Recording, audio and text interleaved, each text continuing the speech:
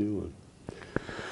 It's that time, Bulldog fans. Okay, technically not for another 24 hours because we're here at Humphrey Coliseum on Wednesday night shooting this as the Bulldogs get ready to play basketball. But, Steve, even here at the Hump, all talk, all attention is about tomorrow evening. Mississippi State, number 14 in the latest college football rankings, plays the University of Mississippi, Ole Miss, or various acronyms you want to choose there. We can talk about rankings. We can talk about bowls. All that really matters is there's a certain trophy here in town, which I understand is being kept at a jeweler's and being cleaned up for tomorrow's presentation. It only matters which team gets to carry it around Scott Field tomorrow night. It's true, David, and it's a cliche, but so you can throw out the record books when these two get together. That's probably more true in this rivalry than any other.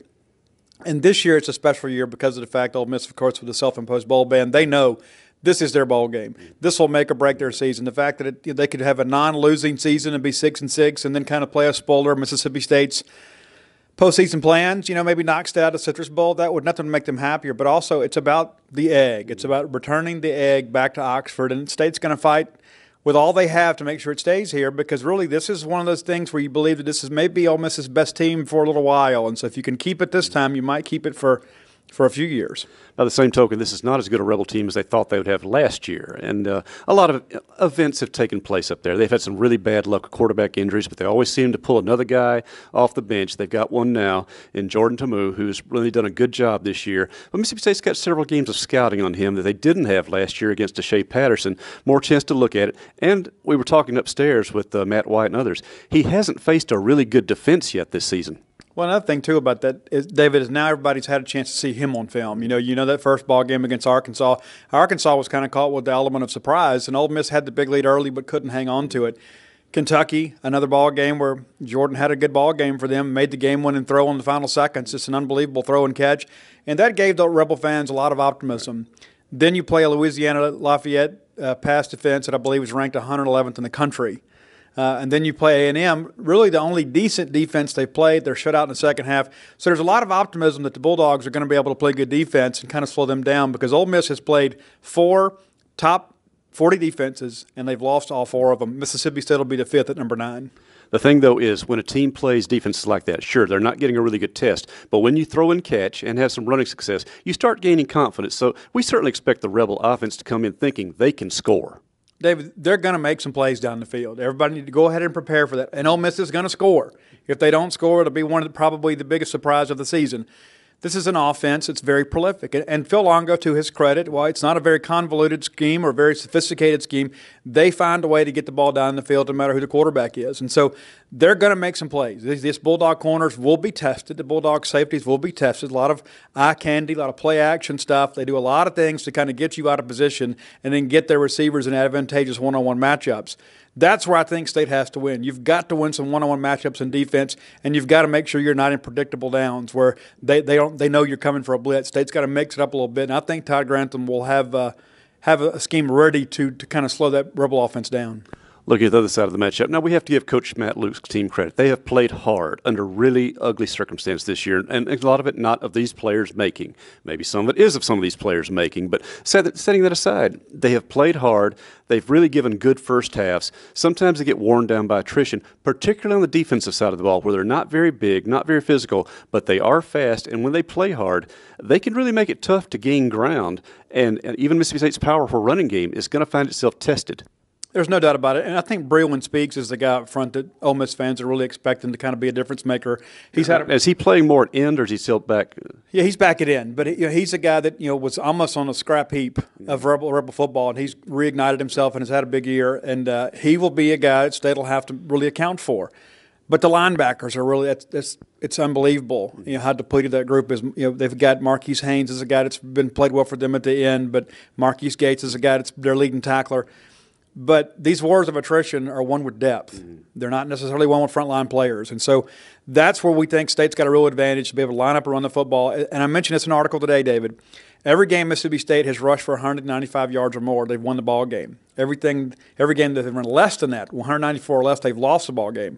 So we know State wants to run the football. We know that Ole Miss struggles stopping the run. So in order for State to really take control, they've got to establish that ground game early and kind of shorten the game a bit and keep that high octane offense off the field.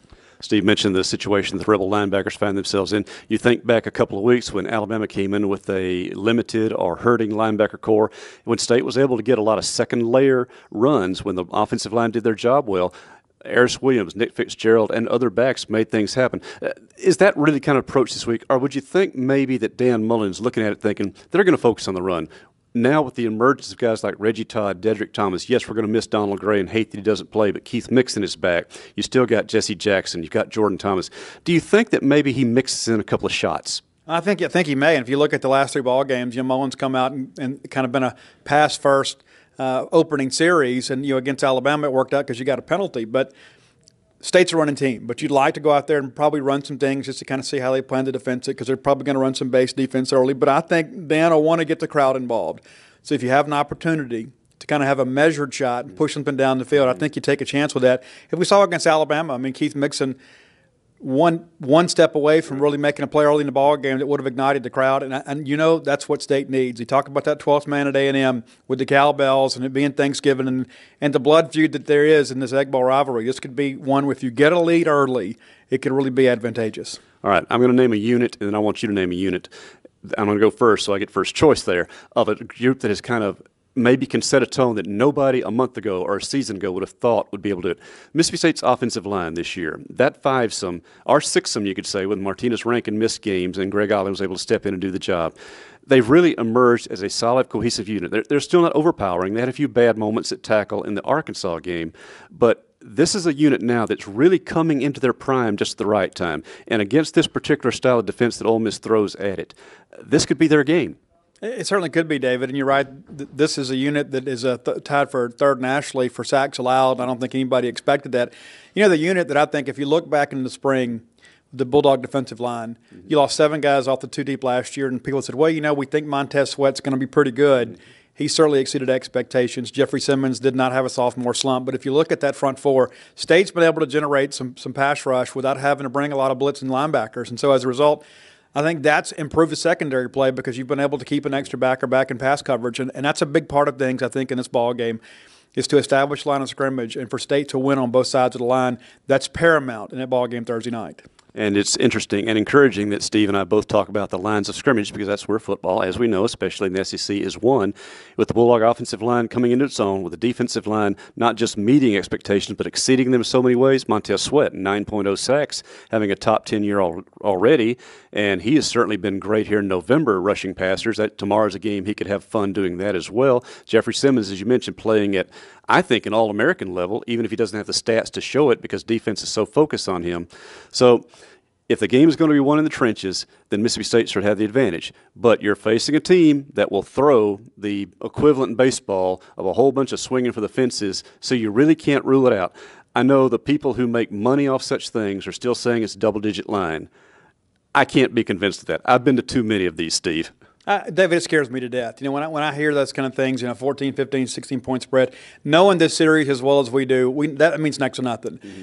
You expect State to be favored at home. You hope that they're favored, but that means nothing. I really expect State to win the game, and Ole Miss will likely cover. But I do expect State to win. I don't know if Ole Miss will really threaten in the second half. I guess that's really where we kind of see the game break down. And if Dan Mullen's game plan is working to perfection, Ole Miss will not have a lot left in the tank, because I believe they really want to beat them up and just kind of win that war of attrition, especially with the running game.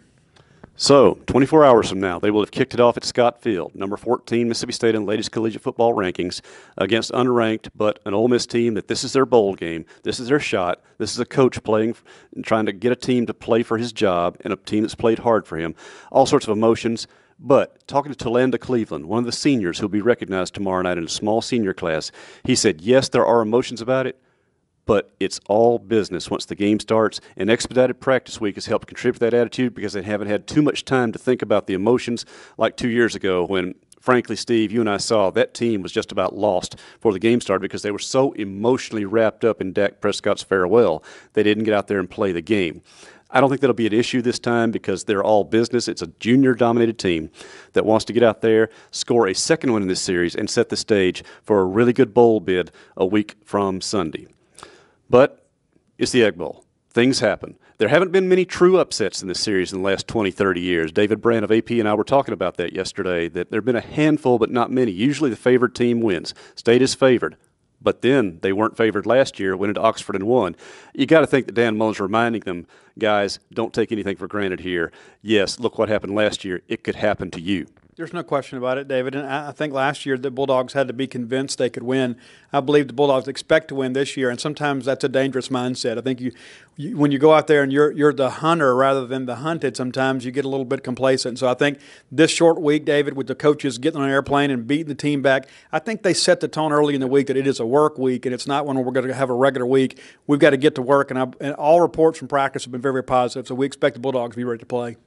We'll find out tomorrow evening. Until then, on behalf of the staff of Gene Space 24/7, we wish all of you to have a happy Thanksgiving, spend quality family time, but do it early. Get up here to Scott Field in time for senior night ceremonies. Say goodbye to these upperclassmen that have done so much, sacrificed so much to get to this point, and be ready to cheer the Bulldogs on and look for that bowl bid. Look for the golden egg to stay here in Starkville, because that's the goal every year, any year. That countdown clock in the practice room ends tomorrow, starts afresh. It's time for Bulldogs to finish this year, because our calendars run Egg Bowl to Egg Bowl, to finish it out strong. You can do your part by being there. So enjoy your Thanksgiving. Not too much tryptophan on the turkey. Be here ready, and bring them and ring them responsibly. For our staff here, for Gene Swindoll, Paul Jones, Robbie Falk, Mike Nemeth, and Steve Robertson, this is David Murray.